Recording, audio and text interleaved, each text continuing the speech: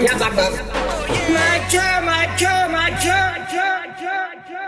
खाना पानी भजा खाइले मजा इससे का बराकट राखी तो बढ़िया बाबा माछो माछो माछो खाना पानी भजा खाइले मजा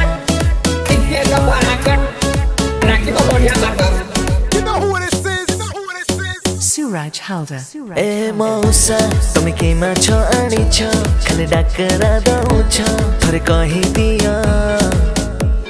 इलिसी ना पोहळा आनिछ ना चिंगुडी आनिछ टिकिए दिया चिलिकार ना पारादीपिया ना बालेश्वरिया टिकिए कुह तरकारी ना माछ को भाजिबु तम रेसिपी मौसा